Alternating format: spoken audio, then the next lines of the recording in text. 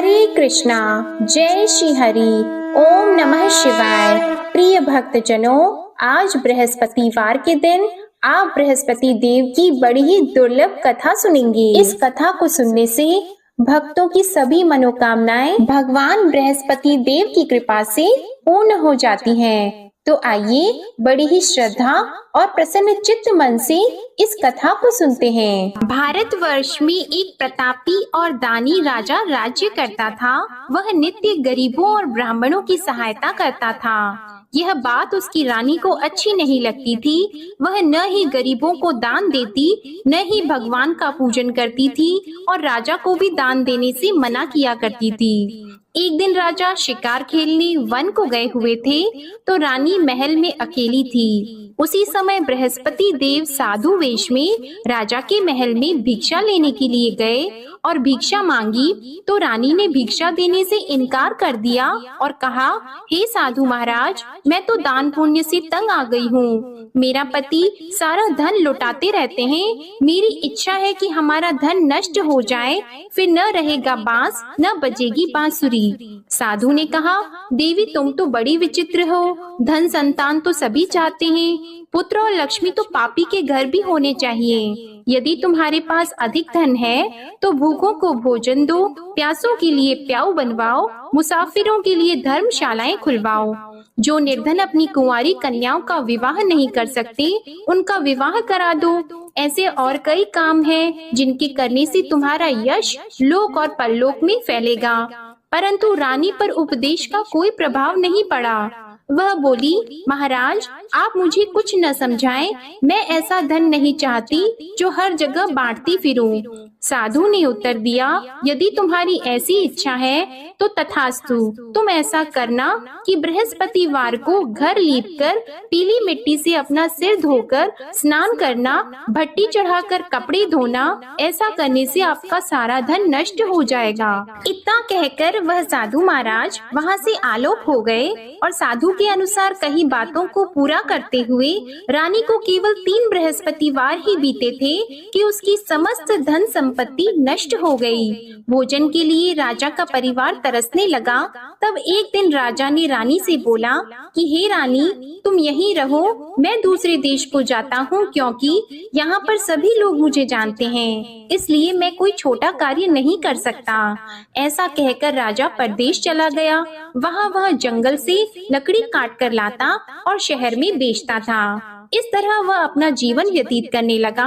इधर राजा के परदेश जाते ही रानी और दासी दुखी रहने लगी। एक बार जब रानी और दासी को 7 दिन तक बिना भोजन के रहना पड़ा, तो रानी ने अपनी दासी से कहा, हे दासी, पास ही के नगर में मेरी बहन रहती है, वह बड़ी धनवान है, तू उसके पास जा और कुछ लेकर आ, ताकि थोड़ा बहुत गुजार बसर हो सके। रानी दासी की बहन के पास गई। उस दिन गुरुवार था और रानी की बहन उस समय बृहस्पतिवार व्रत की कथा सुन रही थी। दासी ने रानी की बहन को अपनी रानी का संदेश दिया, लेकिन रानी की बड़ी बहन ने कोई उत्तर नहीं दिया। जब दासी को रानी की बहन से कोई उत्तर नहीं मिला, तो वह बहुत दुखी हुई और उसे क्रोध भी आया। दासी ने वापस आकर रानी को सारी बात बता दी। सुनकर रानी ने अपने भाग्य को कोसा।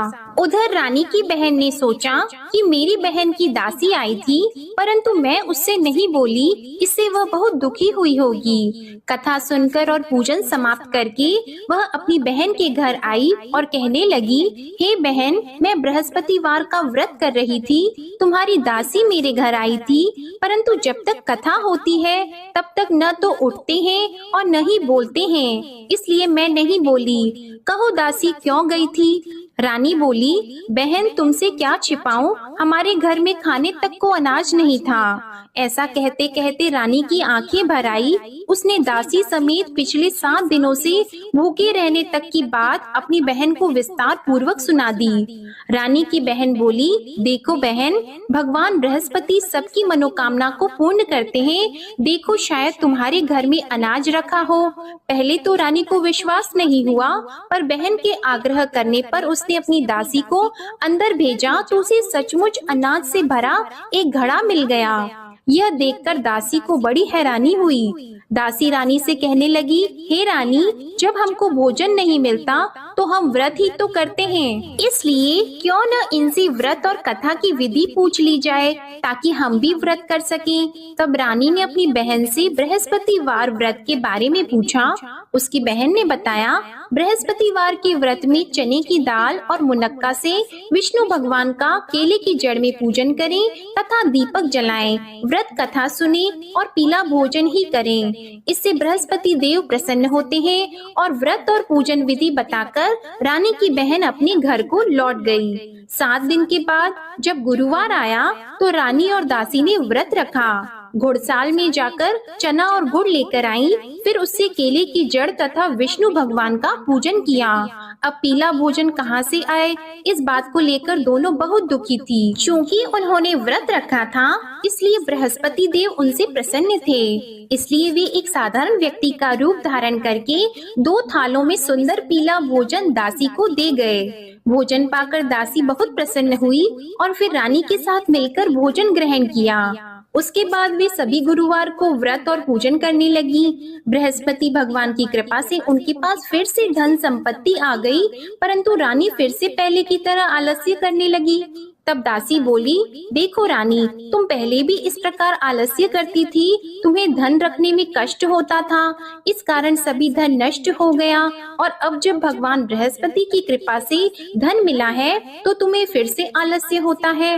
रानी को समझाते हुए दासी कहती है कि बड़ी मुसीबतों के बाद हमने यह धन पाया है, इसलिए हमें दान पुण्य करना चाहिए, भूखे मनुष्यों को भोजन कराना चाहिए और धन को शुभ कार्यों में खर्च करना चाहिए, जिससे तुम्हारे कुल का यश बढ़ेगा, स्वर्ग की प्राप्ति होगी और पितृ प्रसन्न होंगे।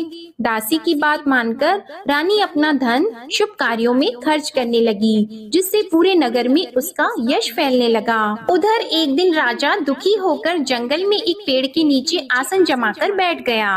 वह अपनी दशा को याद करके व्याकुल होने लगा। बृहस्पतिवार का दिन था। एकाएक उसने देखा कि निर्जन वन में एक साधु प्रकट हुए। वह साधु वेश में स्वयं बृहस्पति देवता थे। लकड़हारे के सामने आकर बोले, हे लकड़हारे, इस सुनसान जंगल में तू इतना चिंता मग्न क्यों बैठा है? लकड़हारे ने दोनों हाथ जोड़कर प्रणाम किया और उत्तर दिया, महात्मा जी, आप सब कुछ जानते हैं, मैं क्या कहूँ। यह कहकर रोने लगा और साधु को अपनी आत्म कथा सुनाई। महात्मा जी ने कहा, तुम्हारी स्त्री ने बृहस्पतिवार के दिन बृहस्पति भगवान का निरादर किया है, जिसके कारण रुष्ट होकर उन्होंने तुम्हारी यह दशा कर दी।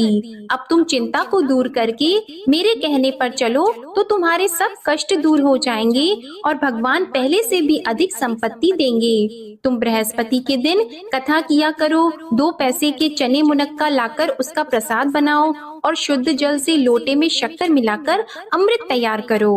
कथा के पश्चात अपने सारे परिवार और सुनने वाले प्रेमियों में अमृत व प्रसाद को बांटकर खुद भी ग्रहण करो। ऐसा करने से भगवान तुम्हारी सब मनोकामनाएं पूरी करेंगे। साधु के ऐसे वचन सुनकर लकड़हारा बोला, हे प्रभु, मुझे लकड़ी बेचकर इतना पैसा नहीं मिलता जिससे भोजन के उपरांत कुछ बचा सकूं। मैंने रात्रि में अपनी स्त्री को व्याकुल देखा है, मेरे पास कुछ भी नहीं जिससे मैं उसकी खबर मंगा सकूं। और फिर मैं बृहस्पति देव की क्या कहानी सुनूं? मुझको तो कुछ भी मालूम नहीं है। साधु ने कहा, हे लकड़हारी, तुम किसी बात की चिंता मत करो। बृहस्पतिवार के दिन तुम रोजाना की तरह लकड़ियां लेकर शहर को जाओ। तुमको रोज से दुगना धन प्राप्त होगा, जिससे तुम भली भांति भोजन कर लोगे और बृहस्पति देव की पूजा का सामान भी आ जाएगा। बृहस्पति देव की कथा इस प्रकार है, सुनो। प्राचीन काल में एक ब्राह्मण रहता था। वह बहुत निर्धन था। उसकी कोई संतान नहीं थी। उसकी स्त्री बहुत मलिनता के साथ रहती थी। वह स्नान नहीं करती, किसी देवता का पूजन नहीं करती। इससे ब्राह्मण देवता बड़े दुखी थे। बेचारे बहुत कुछ कहते थे, किंतु उसका कुछ परिणाम नहीं निकला। भगवान की कृपा से ब्राह्मण की स्त्री के कन्या रूपी रत्न पैदा हुआ।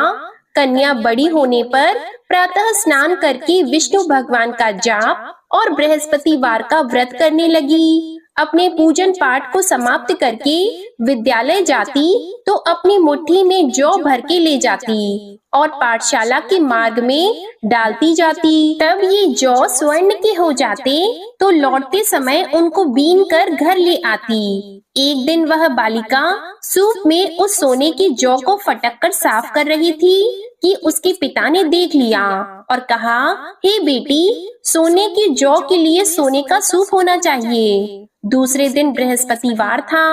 इस कन्या ने व्रत रखा और बृहस्पति देव से प्रार्थना करके कहा, मैंने आपकी पूजा सच्चे मन से की है तो मेरे लिए सोने का सूप दे दो। बृहस्पति देव ने उसकी प्रार्थना स्वीकार कर ली। रोजाना की तरह वह कन्या जौ फैलाती हुई जाने लगी। जब लौटकर जौ बीन रही थी तो बृहस्पति देव की कृपा से सोने का सूप मिला। उसे वह घर ले आई और उसमें जौ साफ करने लगी, परंतु उसकी माँ का वही ढंग रहा। एक दिन की बात है कि वह कन्या सोने के सूप में जौ साफ कर रही थी। उस समय उस शहर का राजपुत्र वहां से होकर निकला। इस कन्या के रूप और कार्य को देखकर मोहित हो गया और अपने घर आकर भोजन और जल त्याग कर उदास होकर लेट गया। राजा को इस बात का पता लगा तो अपने प्रधानमंत्री के साथ उसके पास गए और बोले, हे बेटा, तुम्हें किस बात का कष्ट है? किसी ने तुम्हारा अपमान किया है अथवा और कोई कारण हो सो कहो, मैं वही कार्य करूँगा जिससे तुम्हें प्रसन्नता हो। अपने पिता की राजकुमार ने बातें सुनी तो वह बोला, मुझे आपकी कृपा से किसी बात का दुख नहीं है। किसी ने मेरा अपमान नहीं किया है, परंतु मैं उस लड़की से विवाह करना चाहता हूँ जो सोने के सूप में जौ साफ कर रही थी। यह सुनकर राजा आश्चर्य में पड़ गया और बोला, हे बेटा, इस तरह की कन्या का पता तुम ही लगाओ, मैं उसके साथ तेरा विवाह अवश्य ही करवा दूंगा। राजकुमार ने उस लड़की के घर का पता बताया।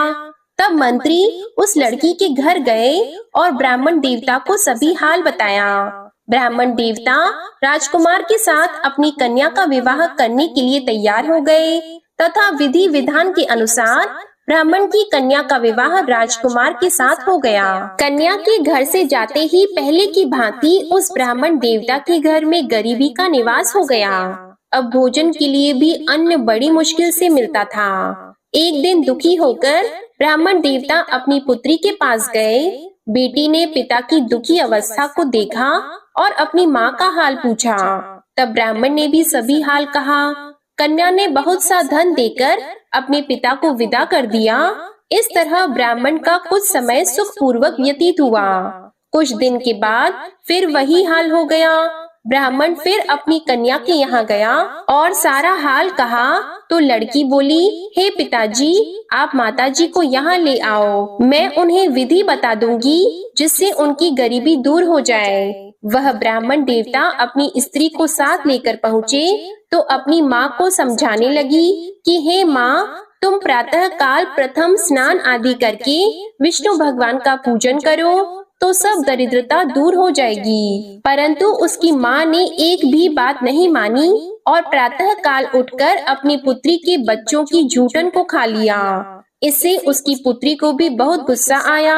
उसने एक रात को एक कोठरी से सारा सामान निकाल दिया और अपनी माँ को उसमें बंद कर दिया। प्रातः उसमें से उसे निकाला तो स्नान आदि करा के पूजा पाठ करवाया तो उसकी माँ की बुद्धि ठीक हो गई। इसके बाद वह नियम से पूजा पाठ करती और प्रत्येक बृहस्पतिवार को व्रत रखने लगी। इस व्रत के प्रभाव से उसकी माता और पिता बहुत ही धनवान और पुत्रवान हो गए और बृहस्पति देवता के प्रभाव से इस लोक के सुख को भोगकर अंत में स्वर्ग को प्राप्त हुए। इस तरह कहानी कहकर साधु देवता वहाँ से अंतर्ध्यान हो गए। धीरे धीरे समय व्यतीत होने पर फिर वही बृहस्पतिवार का दिन आया। लकड़हारा जंगल से लकड़ी काटकर किसी शहर में बेचने गया। उसे उस दिन और दिन से अधिक पैसा मिला। राजा ने चना गुड़ आदि लाकर गुरुवार का व्रत किया। उस दिन से उसके सभी क्लेश दूर हो गए। परंतु जब दोबारा गुरुवार का दिन आया तो बृहस्पतिवार का व्रत करना भूल गया।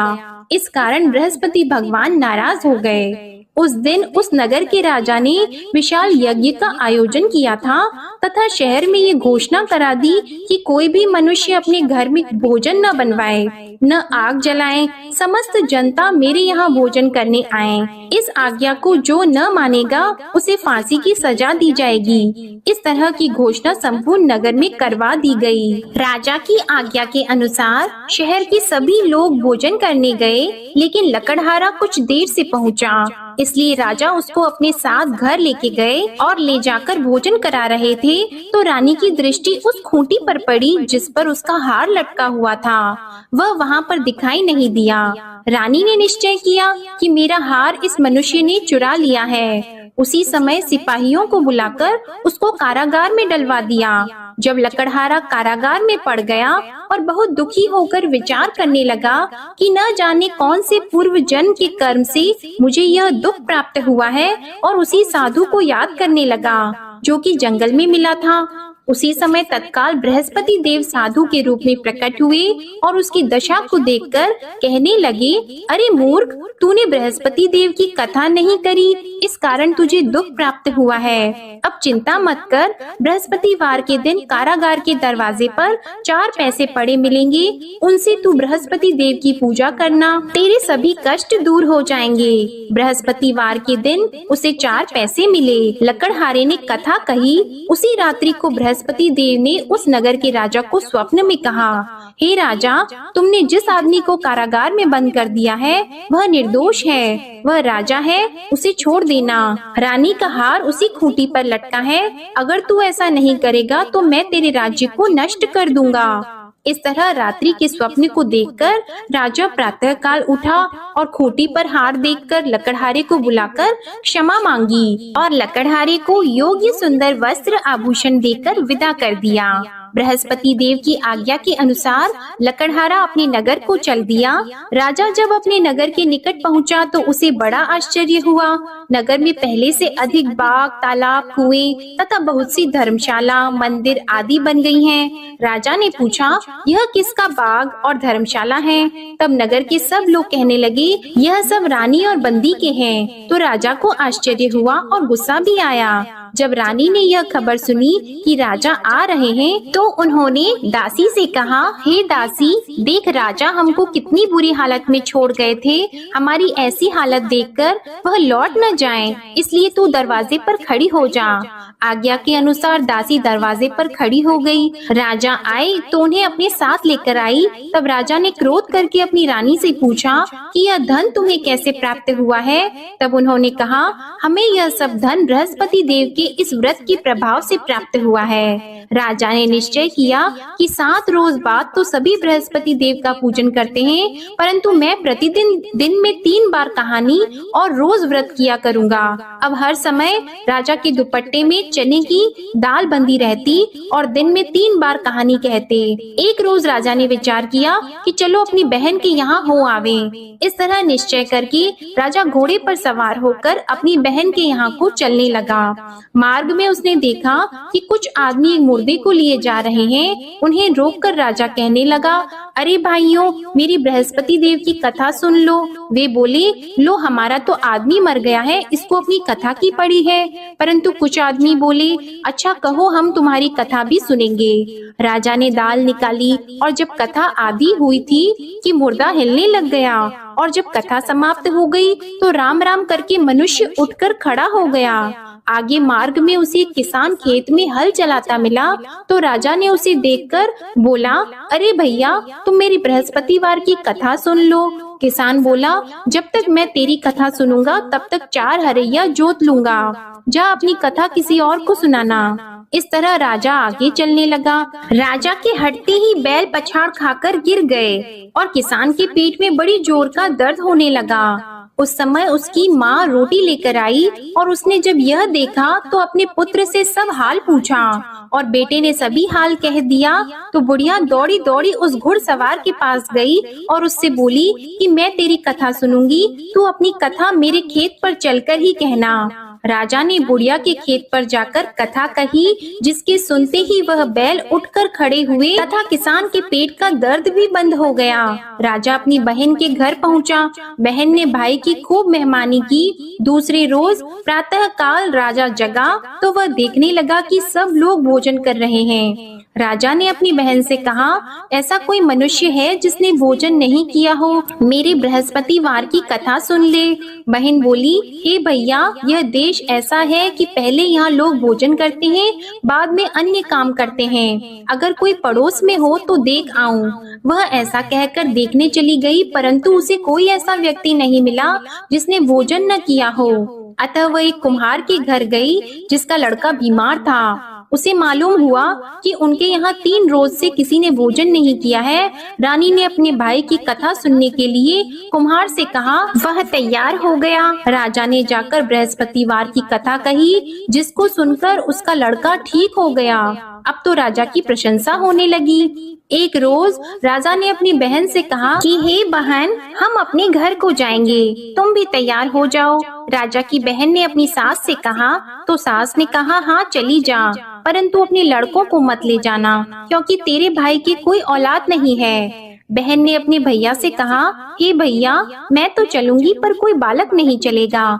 तो राजा बोला, जब कोई बालक नहीं चलेगा तब तुम ही क्या करोगी? बड़े दुखी मन से राजा अपने नगर को लौट आया। राजा ने अपनी रानी से कहा, हम निर्वंशी हैं, हमारा मुंह देखने का धर्म नहीं है और कुछ भोजन आदि नहीं किया है। रानी बोली, हे प्रभु, बृहस्पति देव ने हमें सब कुछ दिया है, वह हमें औलाद अवश्य देंगे। उसी रात को बृहस्पति देव ने राजा से स्वप्न में कहा, हे राजा उठो, सभी सोच त्याग दो, तेरी रानी गर्भ से है। राजा को यह बात सुनकर बड़ी खुशी हुई। 9वें महीने में उसके गर्भ से एक सुंदर पुत्र पैदा हुआ। तब राजा बोला, हे रानी, स्त्री बिना भोजन के रह सकती है, पर बिना कहे नहीं रह सकती। जब मेरी बहन आएगी तुम उससे कुछ मत कहना। रानी ने सुनकर हाँ कर दिया। जब राजा की बहन ने यह शुभ समाचार सुना तो वह बहुत खुश हुई और बधाई लेकर अपने भाई के यहाँ आई। तभी रानी ने कहा, घोड़ा चढ़कर तो नहीं आई है, गधा चढ़कर आई है। राजा की बहन बोली, भाभी, मैं इस प्रकार न कहती तो तुम्हें औलाद कैसे मिलती? बृहस्पति देव ऐसे ही हैं, जैसी जिसके मन में कामनाएं हैं सभी को पूर्ण करते हैं। जो सद्भावना पूर्वक बृहस्पतिवार का व्रत करता है एवं कथा पढ़ता है अथवा सुनता है, दूसरों को सुनाता है, बृहस्पति देव उनकी सभी मनोकामनाएं पूर्ण करते हैं। बृहस्पति देव उनकी सदैव रक्षा करते हैं। जो संसार में सद्भावना और सच्चे हृदय से बृहस्पति देव का पूजन करते हैं, उनकी सभी मनोकामनाएं उसी प्रकार पूर्ण होती हैं, जैसे राजा और रानी ने बृहस्पति देव की कथा का गुणगान किया। उनकी सभी इच्छाएं बृहस्पति देव ने पूर्ण की। मनुष्य को हृदय से उनका मनन करते हुए जयकारा करना चाहिए। तो प्रेम से बोलिए, बृहस्पति देव की जय, विष्णु भगवान की जय, समस्त देवी देवताओं की जय। अब आप भगवान बृहस्पति देव की आरती श्रवण कीजिए। ओम जय बृहस्पति देवा, ओम जय बृहस्पति देवा, छिन्न छिन्न भोग लगाओ, कदली फल मेवा। ओम जय बृहस्पति देवा, तुम पूर्ण परमात्मा, तुम अंतर्यामी, जगत पिता जगदीश्वर, तुम सबके स्वामी। ओम जय बृहस्पति देवा, चरणामृत निज निर्मल, सब पातक हरता, सकल मनोरथ दायक, कृपा करो भरता। ओम जय बृहस्पति देवा, तन मन धन अर्पण कर, जो जन शरण पड़े, प्रभु प्रकट तब होकर, आकर द्वार खड़े। ओम जय बृहस्पति देवा, दीन दयाल दयानिधि, भक्तन हितकारी, पाप दोष सब हरता, भव बंधन हारी। ओम जय बृहस्पति देवा, सकल मनोरथ दायक सब संशय तारो, विषय विकार मिटाओ संतन सुखकारी। ओम जय बृहस्पति देवा, जो कोई आरती तेरी प्रेम सहित गावे, ज्येष्ठानंद बंद सो निश्चय ही पावे। ओम जय बृहस्पति देवा, ओम जय बृहस्पति देवा। प्रेम से बोलिए भगवान बृहस्पति देव की जय। बोलिए भगवान श्री लक्ष्मी नारायण जी की जय। आपको आज की कथा पसंद आए, आरती पसंद आए तो वीडियो को लाइक कीजिएगा, शेयर कीजिएगा, कमेंट में भगवान बृहस्पति देव जी की जय लिखिएगा और चैनल को भी सब्सक्राइब करिएगा। इसी के साथ आप हमारे चैनल पर वैशाख पूर्णिमा की व्रत कथा और श्री सत्यनारायण भगवान की संपूर्ण व्रत कथा आरती सहित अपलोड की गई है, आप इसे भी जरूर सुनिएगा। प्रेम से बोलिए श्री बृहस्पति देव की जय।